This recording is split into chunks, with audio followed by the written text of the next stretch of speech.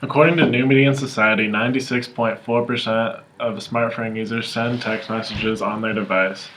Cell phones and texting have become essential parts of our daily lives and a revolution in the communication between two people. As texting has emerged as a popular form of communication, many of us are able to see how this easy form of communication enriches many aspects of our daily life. As young adults who grew up during the emergence of this new form of technology, we need to recognize the negative aspects and possible implications that texting has on our communication patterns. Texting has affected the communication patterns of people in many ways, including relationships between people, proper use of grammar through writing and speaking, and the potential distractions that texting causes. The first way texting has affected communication patterns between people is through relationships.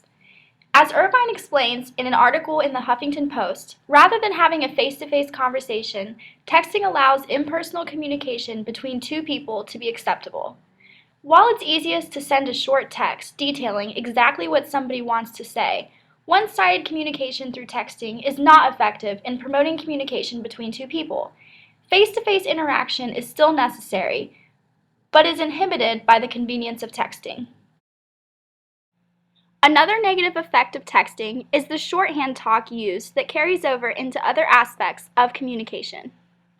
The improper grammar used in shorthand texting is often carried over into other forms of communication.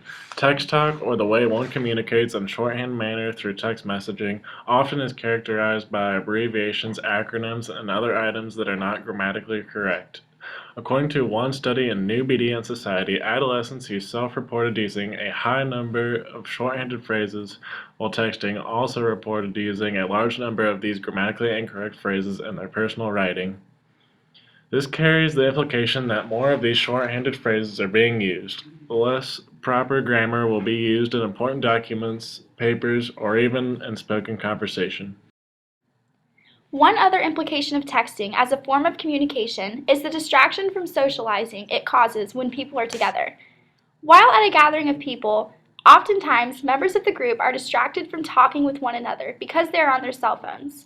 For example, imagine being out to dinner with your family. You look around the table and see that everybody has their cell phones out and are texting with others.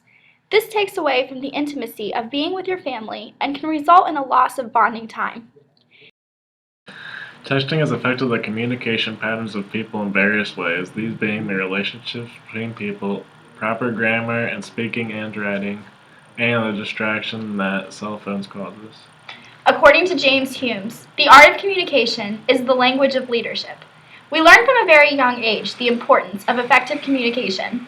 For this reason, we should not be allowing a convenient tool such as texting to drastically change our communication patterns. Rather, we should be using texting as a way to enhance our communication in many ways.